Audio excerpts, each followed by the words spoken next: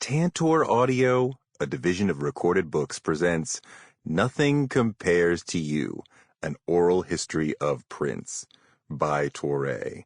Narrated by Touré. Dedicated to Prince and the amazing people of Prince World who have made me feel welcome inside the Purple Kingdom for the past 20 years. It's an honor to share your stories. Ultimately, spiritual evolution is the axis on which inspiration and creativity spin. There are so many songs that I've written and recorded, sometimes it is hard for me to believe it comes from one source. All of my musicality comes from God. The blessing/curse ensued when I kept sneaking back into the talent line dressed as another person. I got away with it several times before they caught me. Prince, from a 1994 email to me. Forward by Susanna Melvoin. Life is filled with moments that change everything. I had no idea that this would be that moment. One weekend in LA, Lisa and Wendy picked up Prince at LAX and brought him back to our little house. A minute or two into his visit, sitting around the kitchen table, Wendy and Lisa asked if they could play him the audition demo I had just finished recording. This demo got me my first big singing gig working for Quincy Jones. Back then, we had a small boombox that never left the kitchen table, and that's what they used to play the cassette. While I hid in my bedroom for what seemed like 9 hours, they listened to the song. When it ended, the only thing I could hear were the small wooden chairs squeaking. I could barely keep it together. Then I heard a little clapping, and Prince saying, "Aww." I walked out of my tiny room, scared of what he'd say or not say. He had a sweet smile on his face, looked right at me, and said, "You want to come sing with our family? You know you want to. Come on." I stood staring at Wendy, Lisa, and Prince. I was so grateful to Wendy and Lisa for being supportive of my dream, and I was so happy to be asked to sing with my family and Prince. Of course I said yes, but what was really happening is that he could see that the three of us were a family, and our union helped us to be great, because good family members make good band members. In a band, you need to learn the art of listening, to know when to back up the solo player, to hear when the vocals need blending, and to lay out and let the music say what the music is going to say. Like in a family, sometimes it's better to listen than to speak. We learned that at home. Prince saw that we were a family, and he wanted to be a part of it. He wasn't pulling me into his family. He was pulling himself into ours. From that moment on, I spent years with Prince as partners, experiencing meaningful love, making plans for our family together, and creating incredible music. It changed my entire life. Over time, I intimately experienced the depth of Prince's desire to unite with family. It was a longing from early on. Prince would often tell me about his childhood, when he'd pick me up and we'd drive around Minneapolis. Prince would tell me stories of his father, and it led me to think he wanted to be back in his father's life. Prince would find the family tribe he'd been longing for after he was thrown out of his father's home. He would find that tribe in the home of Bernadette Anderson, mother of his best friend Andre Simone and her 5 older children. It was the perfect union of family and music 24 hours a day. This was the beginning of a long history of making families with the folks he shared life and music with. There would be other families beyond the Melvoin-Coleman families that Prince would connect to throughout my years with him. Those families were the Rivkin family, the Leeds brothers, the Escovedo family. I know there are more. These are families who could communicate through music, and music was Prince's mother tongue.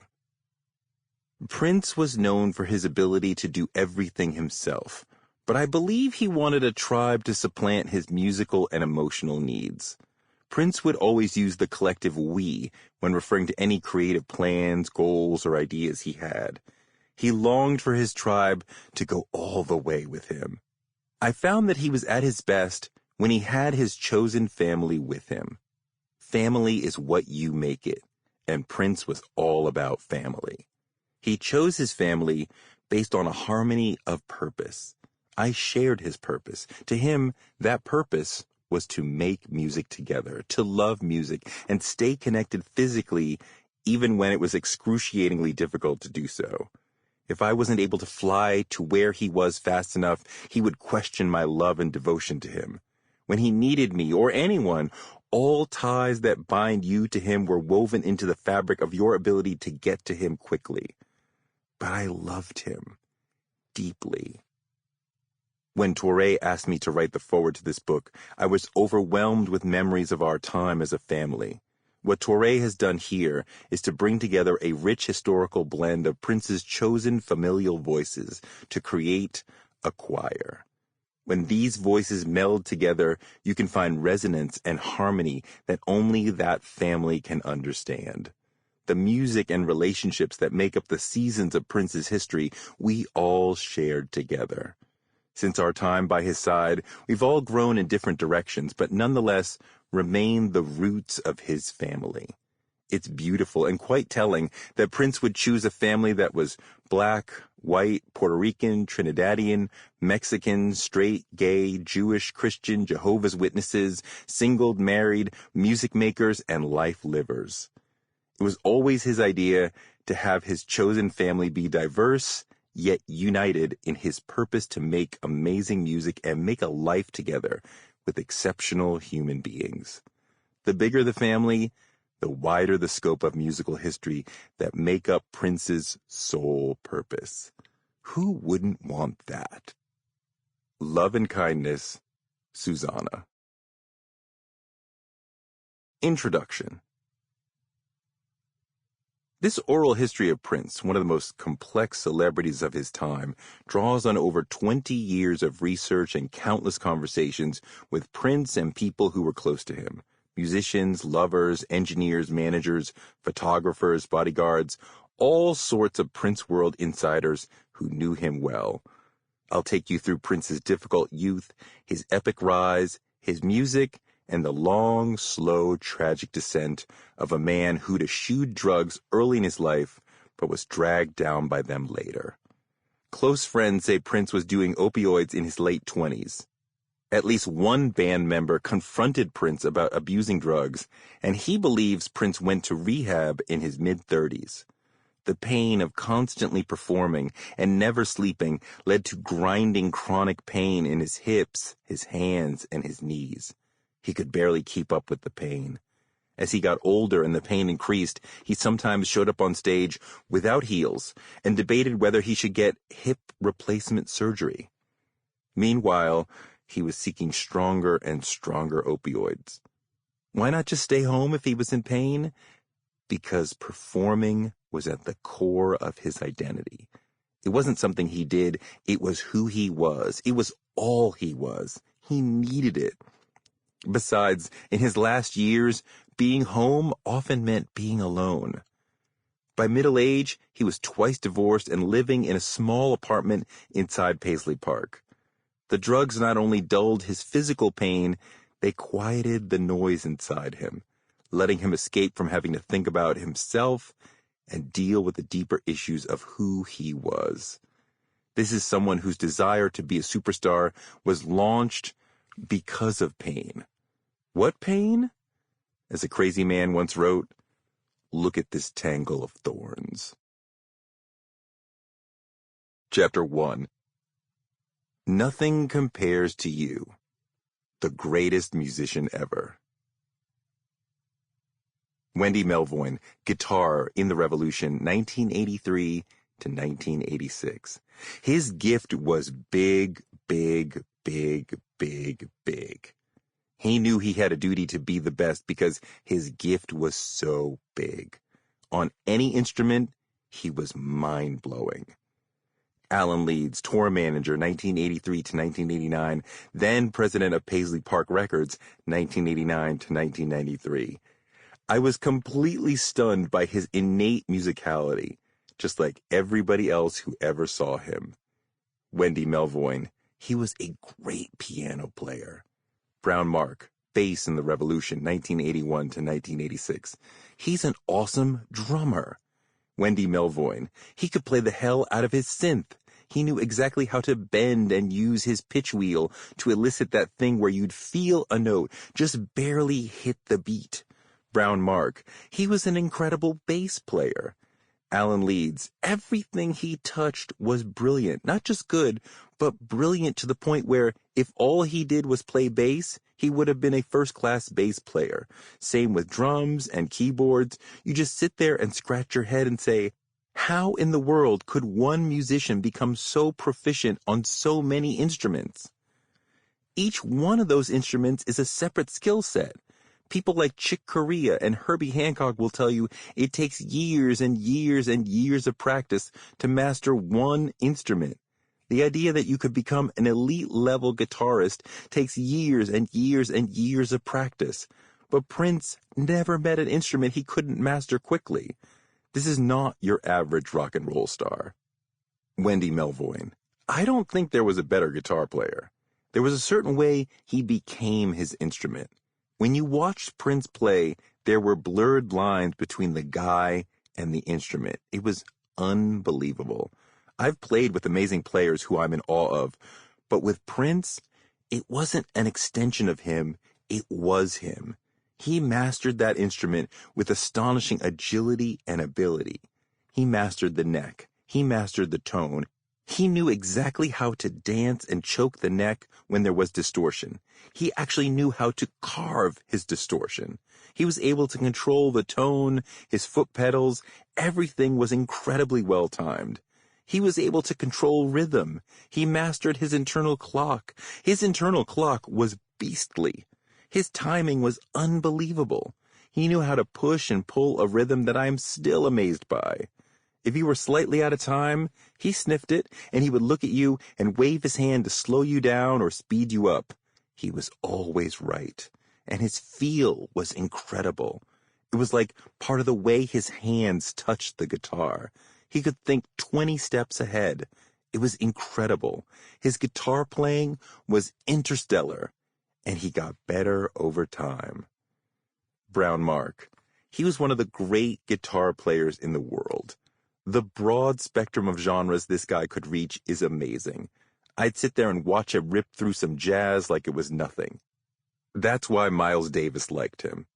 If we wanted to do rock or country or blues, it really didn't matter. He just had this way where he could just find it no matter what. He always said, if I can hear it in my head, then I can play it.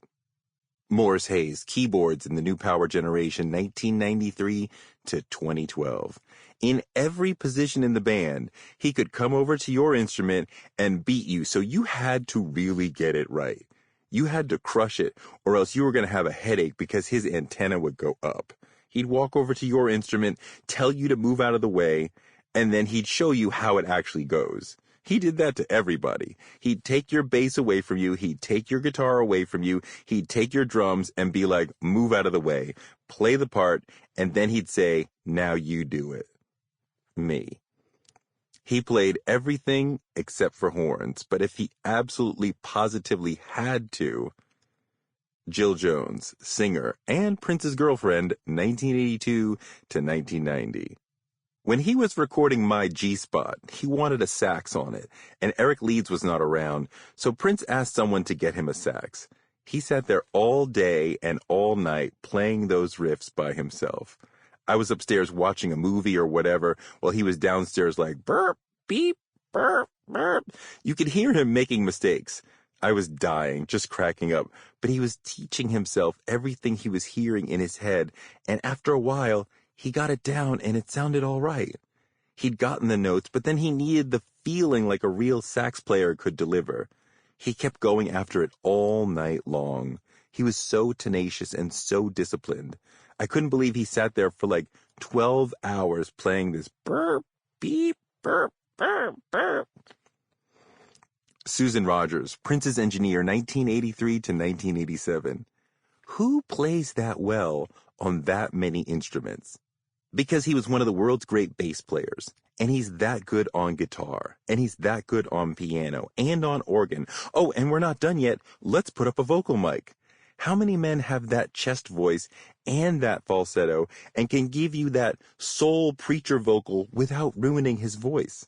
He never developed vocal nodes. He never destroyed his voice. And yet, he could scream like any punk or rock artist, and he could shout like any gospel preacher. He could croon like Al Green. Who's got that range? Wendy Melvoin. He was a masterful singer.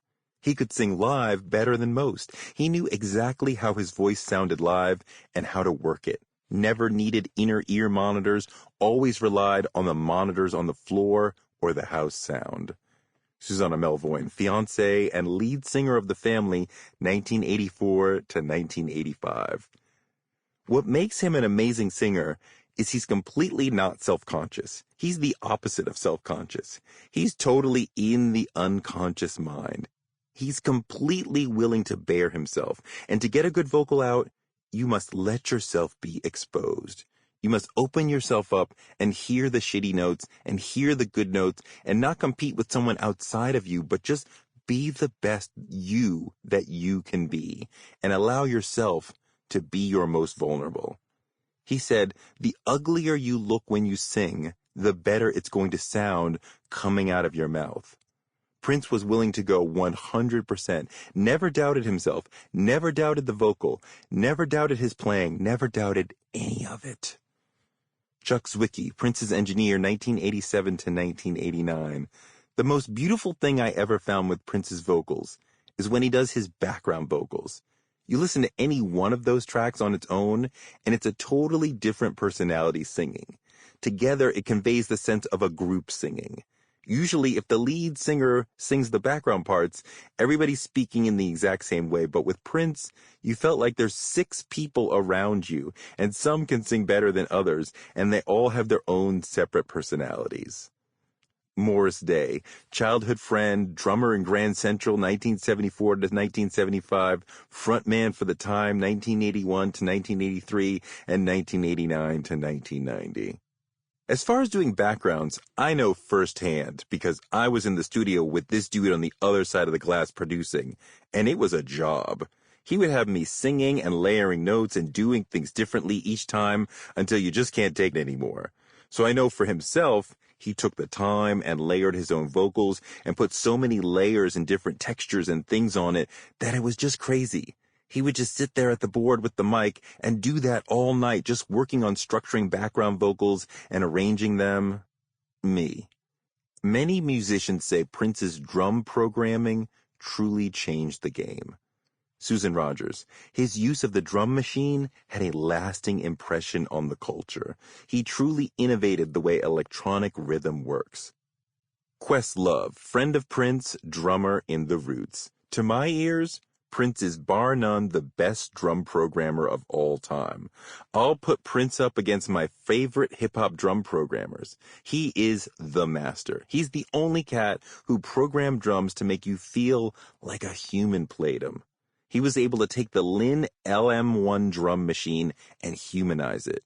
When I was a kid, I thought that was him playing drums because he was smart enough to program little things that only drummers would notice. Why is this part speeding up? Why is this part slowing down? He wanted the sonics of the LM1, but he wanted it as if a real drummer played it, so he would do it in real time, and he would purposely speed shit up during the chorus and slow it down during the verse, and all that would make me think a real drummer's playing. He created a sound with drums that you never heard before. Wendy Melvoin. The guy could play the hell out of his Lin drum. Morris Day. He would try and get a real feel, because if you just straight up program a drum track, if you don't do something to offset it, it's going to feel really mechanical. He would do things to offset the beat a little bit, like he'd let some mistakes in there to make it feel more real. Eric Leeds, saxophone in The Revolution and The New Power Generation, 1994 to 2003. Prince was a really good drummer, and as someone who was able to think like a drummer, he brought that musicianship to bear on the machine. He integrated the drum machine into the music as an instrument and not just as a machine. Me. He was also great with a pen. Wendy Melvoin. With lyrics, he was a master, especially when he really slowed down and became more universal with his lyrics and storytelling. Look at the lyrics to Raspberry Beret. Forget about it. What a great story. Incredible. Sign of the Times, Dorothy Parker, Morris Hayes. We were sitting around one day, and I said, Prince, out of all the stuff you do, what do you think you're best at, man?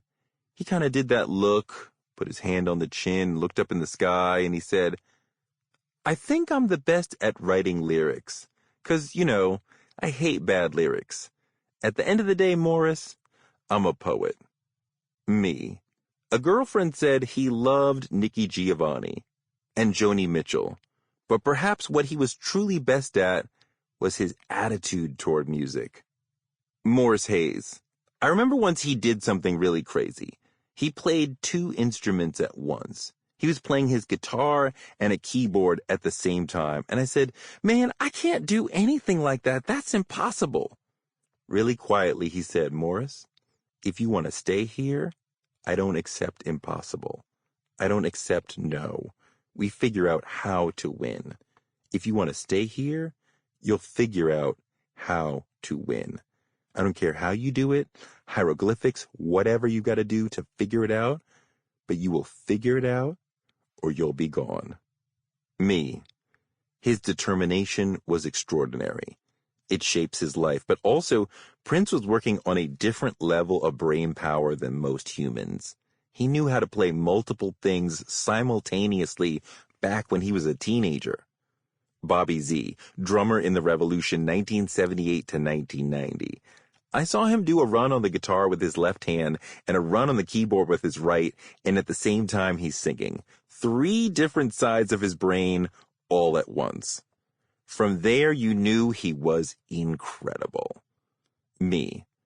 His mind's relationship to music was special. Michaela Angela Davis, Prince's stylist. I remember once a bunch of us were hanging out and he's making jokes. He's funny as fuck. And we're all sitting together, and then he just got up and left. You're like, what? Later he said, I think in music. So when you have words going through your head, I hear music. And there are times I have to go. He had to leave because there was some melody that he had to go put down right away. Morris Hayes. He once said to me, when I play a song, it's already done in my head.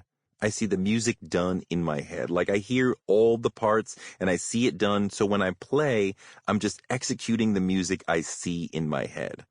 Everything I do, I see it done first. I see it completed, and then I'm just following through what I've already seen in my mind. Jill Jones. He told me music must be a journey. It should be an escape into another world. It should be like a peep show into your soul. Me. He was that rare thing, a genius who was a grinder. Alan Leeds. Prince was the musical version of Michael Jordan, amazingly gifted and the hardest worker on the team. He realized the gift didn't just work on its own. You had to do the work. And the work ethic he had was remarkable because the gift seemed to come so easy to him. But then again, how many of us saw him in his bedroom night after night after night after night after night, playing his guitar until his fingers bled? How many of us saw him skipping lunch every day at school to bang on a piano? Me. Also like Jordan, he was insanely competitive. Susanna Melvoin. He was competitive at everything, from being the best dressed, to being the best musician, to having the most drive, to working the longest hours, to anything. He always had to be the best. He could not cope with a loss. He would have been the finest athlete in any sport if he decided to go that route. He had that kind of drive. Alan Leeds. He was so extremely insecure that everything was a competition. He had to continually prove and reprove his dominance, his superiority, his intellect over and over and over again. Every day he had to prove himself somehow. If you watch a movie with him, it was a race to see who figured out how it would end first. You play basketball with him, he has to win. Me. I played basketball with him, 1-on-1 and 2-on-2, and I could see his competitive fire. He was dying to win. Also, I could see that he was really good at basketball. One more very important point. He really enjoyed playing basketball with me, but we'll get to that. Morris Hayes.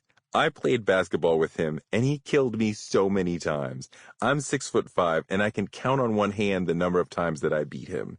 He was an incredible ball handler and a good shooter, and that's how he be a big Neanderthal like me. But Prince would cheat to win. Prince hated to lose. I don't care what it was. Anything he did, he wanted to be the best at it. He wanted to win. Me. His competitiveness also led to him wanting to show up other musicians. Leroy Bennett, lighting and set designer, 1980 to 1993. He did a horrible thing to Sting one time. Prince had hand signals that meant certain turnarounds and accents and all that stuff. The band knew them, I knew them, but Sting didn't. He was playing along with whatever song they were playing. Sting was playing the bass. And then all of a sudden, just to fuck with him, Prince started doing all these hand signals. Sting was lost. Finally, he just threw up his hands and gave up. Prince liked to prove that nobody was as good as he was.